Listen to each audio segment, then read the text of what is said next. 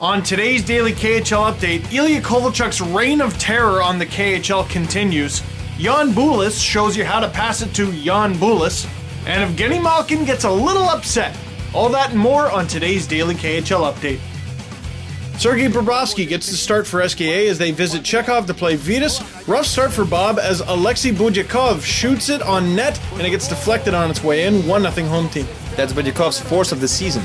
Less than 3 minutes later, Bulis strikes again. This time it's Slava Kulemin who sets up Ryan Fahey behind the net, and it's 2-0. Good job by number 69 for Vitis, Nikita Dvoryachinsky, helping to create some room for Fahey with his body. He had an assist on the first goal too. SKA gets one back before the intermission. Alexei Semenov puts it on net, rebound, the puck hits Maxim Afinogenov and goes in 2-1.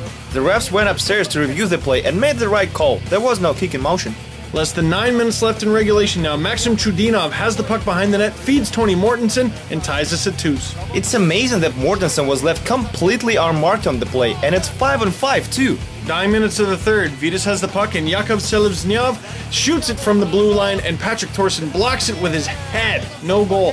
His sacrifice was key, though, as the play goes the other way, and let's see how much Russian you understand. Ответ армейца. Kovalchuk может решить судьбу матча! И Kovalchuk попадает в дальнюю девятку за 42 секунды до сирены. 44 seconds on the clock. Ilya Kovalchuk has a chance to score a decisive goal, and he does as he puts it top shelf far side. That's exactly what I thought he said. Great stuff. SKA wins a thriller 3-2 final. Tractor Chelabins visit Omsk for a redo of last season's Eastern Conference final. Avangard gets on the board first. Sergei Kalinin drives the puck to the net, stopped by Andrei Mezin, but Georgi Puyets pokes the rebound in. 1-0 Omsk. Kalinin throws his head back in frustration, but smiles seconds after. It's a fun little sequence. Tractor evens things up late in the first. Jan Bulis shoots the puck from his knees, falls down. Lying on the ice, he kicks the puck back to his stick and swats it in. Wow, tie game. Bulis is 10th of this season, and that's gotta end up on our top 10 goals of the week chart. Talking about some soccer skills, eh? Yeah, here's something else for the chart. Vladimir Antipov goes for a stroll all the way to the net and scores. Doesn't get to celebrate, though. Look at this. Avangard's defenseman Stanislav Kalashnikov with a cheap shot here. Antipov goes down hard and hits a post with his face. He would return to the game, though. Shortly after that, Avangard gets on the board again. Sergei Kostitsyn sets up Dmitry Semin, and we're tied at 2s. Semin scores his 5th of the season, and Kostitsyn gets his 9th assist. Tractor goes into the second intermission with a lead. After this, Antipov drops the puck for Konstantin Panov, and he lets it fly. 3-2 Tractor. Panov with his 5th of the campaign as well. Fun fact, he leads the Canadian Hockey League in scoring all-time among Russians. The more you know. Midway through the third, Avangard has to tie it, and they do. Dmitry Semin with his 2nd of the night, and we have a tie game again. Pivtsakin with the original shot, and good on Semin. Right place, right time. Overtime solves nothing, so we cut to the shootout. Tractor already up a goal. Evgeny Kuznetsov with the game on his stick, and it's pretty much automatic for him. Another great performance by Evgeny and company. 4-3 Tractor shootout final.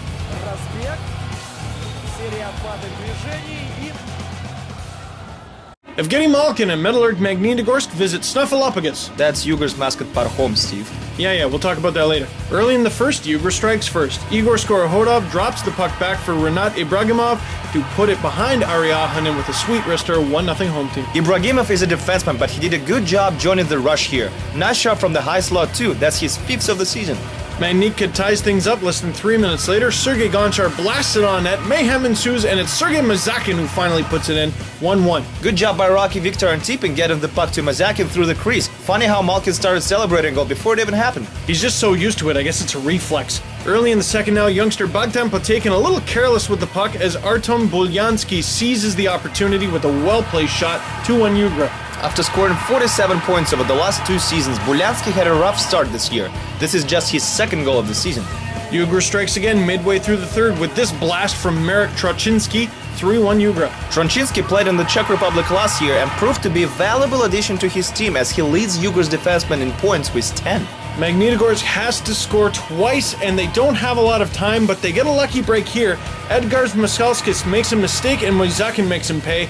Pass to Denis Platonov, and it's in 3-2. Shortly after that, Platonov and Moisakin get in on an odd man rush, and Masalskis more than makes up for that last goal with this huge save. Yugor still up. Metallurg would get one last rush, and it's amazing they come up empty here. Magnika with a shot just wide, Leeson misses, Malkin gets a chance to tie it, but it hits not one but two skates in the crease and stays out. It just doesn't get any closer than that. Malkin is very frustrated with the refs after that. He almost smashed one of them with a stick and then gave a piece of his mind to the other. Yeah, I don't think he's inviting them for dinner at the Ritz either. 3-2 Ugra final.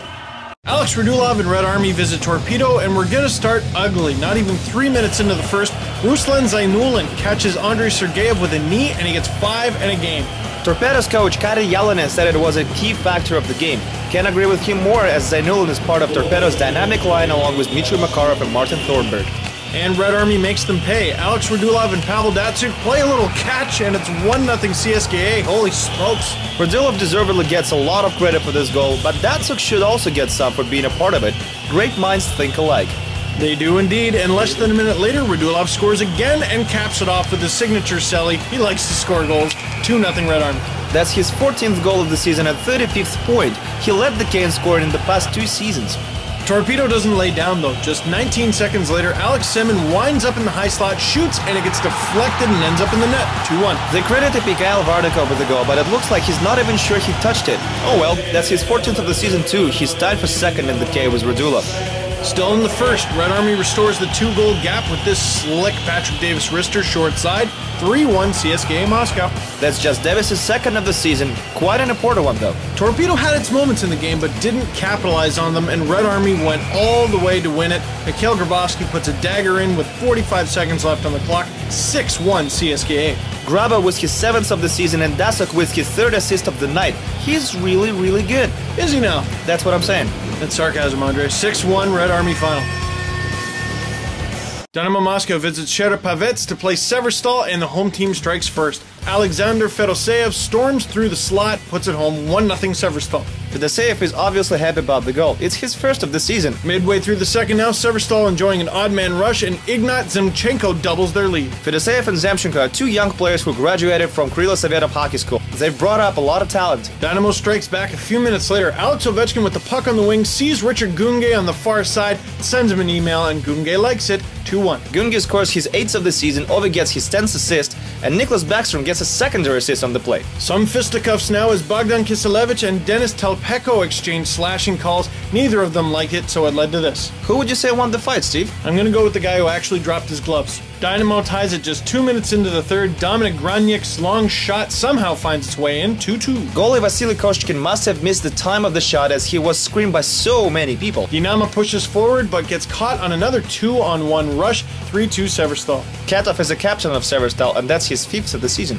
Just over a minute later, Zemchenko gets hauled down on the break. Here's his penalty shot, and he nails it. 4-2 Severstal. That's his 2nd of the night. Look, even Dynamo coach applauds him. Not sure what this is about though, the goal or the sally. Ovechkin trying to get things going for Dynamo late in the third, but almost gets kicked in the face here. What's that all about? Not a pretty picture. Don't try this at home. Or on the ice. Severstal gets to score an empty netter, but it doesn't count as time already expired. 4-2 Severstal final. A few more scores to tell you about. Avdemo Bulis is already the last place team in the KHL, and they had to play Boris without Joffrey Lupul, who did not have a visa for that game. They lost 7-2. Stefan Kronwall wins it for Lokomotiv in OT as they beat Lev Prague 2-1. Atlanta sets a new KHL record with their 11th straight loss, losing 2-0 to Slovan. 4 unanswered goals lift Donbass to a 4-1 victory over Salavat Ulayev. Konstantin Barulin stops 39 of 40 shots as Akbars Kazan defeats Spartak Moscow 3-1. And still without Nail Yakupov, who just wrapped up the Subway Super Series in North America, Neftahimik falls 6-4 to Dynamo Riga. And that's your daily KHL update. I'm Steve Dangle. And I'm Andreas Sachenko. See you on Sunday.